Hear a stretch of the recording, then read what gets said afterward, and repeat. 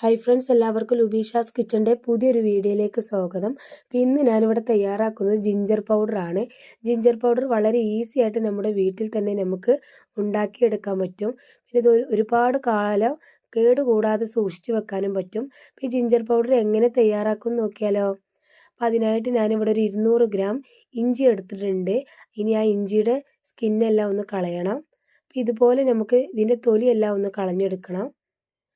അപ്പോൾ നമ്മൾ സ്നാക്കുകളൊക്കെ തയ്യാറാക്കുന്ന സമയത്ത് ഇഞ്ചിയുടെ പേസ്റ്റ് തയ്യാറാക്കാൻ വളരെ പ്രയാസമാണ്. അപ്പോൾ ഇതുപോലെ നമ്മൾ ഉണ്ടാക്കി വെക്കുകയാണെങ്കിൽ നമുക്ക് ഈസി ആയിട്ട് സ്നാക്കുകളൊക്കെ തയ്യാറാക്കാൻ പറ്റും. അപ്പോൾ എല്ലാത്തിൻ്റെയും ഈ സ്കിന്നൊന്ന് കളഞ്ഞെടുത്തിട്ടുണ്ട്. അതിനുശേഷം ഇത് ചെറിയ പീസുകളായിട്ടൊന്ന് കട്ട് ചെയ്തെടുക്കുന്നുണ്ട്.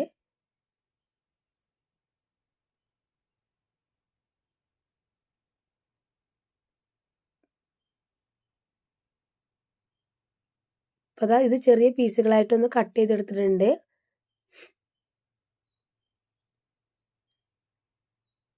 ഇനി ഇത് നന്നായിട്ടൊന്ന് വാഷ് ചെയ്തെടുക്കണം. അപ്പോൾ 2-3 പ്രാവശ്യം ഒന്ന് വാഷ് ചെയ്തെടുക്കുക. അപ്പോൾ ഇതിൽ പൊടിയൊക്കെ ഉണ്ടാവും, അത് പോകുന്നത് വരെ വാഷ് ചെയ്തെടുക്കുക. അതാ വാഷ് ചെയ്തെടുത്തിട്ടുണ്ട്. ഇനി അതിൻ്റെ വെള്ളം എല്ലാം കളഞ്ഞിട്ട് ഒരു മിക്സിയുടെ ജാറിലേക്ക് ഒന്ന് ഇട്ട് കൊടുക്കണം. അപ്പോൾ മിക്സിയുടെ ചെറിയ ജാർ എടുത്തിട്ടുണ്ട്, അതിലേക്ക് ഇഞ്ചി ഇട്ട് കൊടുക്കാം. എന്നിട്ടൊന്ന് ക്രഷ് ചെയ്തെടുക്കണം. അപ്പോൾ നന്നായിട്ട് പേസ്റ്റ് രൂപത്തിൽ അരച്ചെടുക്കണം, ഒന്ന് ക്രഷ് ചെയ്തെടുത്താൽ മതി. ഇനി ഞാനിവിടെ ഒരു പാത്രം വെച്ചിട്ടുണ്ട്, അതിലേക്ക് ഒരു ഫോയിൽ പേപ്പർ വെച്ച് കൊടുക്കുന്നുണ്ട്. എന്നിട്ട് ഈ ക്രഷ് ചെയ്ത് വെച്ച ഇഞ്ചി ഇതിലേക്ക് ഇട്ട് കൊടുക്കുക. അപ്പോൾ ഇങ്ങനെ ചെയ്തെടുക്കുകയാണെങ്കിൽ പെട്ടെന്ന് തന്നെ നമുക്ക് ഉണക്കിയെടുക്കാൻ പറ്റും. ഞാനിത് സൺലൈറ്റിൽ വെച്ചിട്ടാണ് ഉണക്കിയെടുക്കുന്നത്. അപ്പോൾ എല്ലാം ഞാൻ ആ പാത്രത്തിലേക്ക് ഇട്ട് കൊടുക്കുന്നുണ്ട്. എന്നിട്ടൊന്ന് നിരത്തി വെച്ച് കൊടുക്കുന്നുണ്ട്.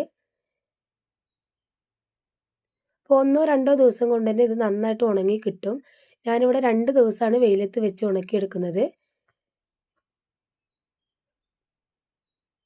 നന്നായിട്ട് ഉണങ്ങി കിട്ടണം. വെള്ളത്തിൻ്റെ അംശമൊന്നും പാടില്ല. വെള്ളത്തിൻ്റെ അംശം ഉണ്ടെങ്കിൽ പെട്ടെന്ന് ഇത് കംപ്ലൈൻറ്റ് വരും. അപ്പോൾ എല്ലാം നിരത്തി വെച്ച് കൊടുത്ത് ഞാൻ വെയിലത്തേക്ക് വെക്കുന്നുണ്ട്. അപ്പോൾ 2 ദിവസം ഞാൻ നന്നായിട്ട് വെയിൽ കൊള്ളിച്ചെടുത്തിട്ടുണ്ട്. അപ്പോൾ ഇതുപോലെ നന്നായിട്ട് ഉണങ്ങി കിട്ടിയിട്ടുണ്ട്. ഇതുപോലെയാണ് കിട്ടേണ്ടത്. ഇനി ഇതൊരു മിക്സിയുടെ ജാറിലേക്ക് ഇട്ട് കൊടുത്തിട്ട് നമുക്കൊന്ന് പൊടിച്ചെടുക്കാം. അപ്പോൾ മിക്സിയുടെ ജാറിലൊന്നും തുള്ളി വെള്ളത്തിൻ്റെ അംശം പാടില്ല.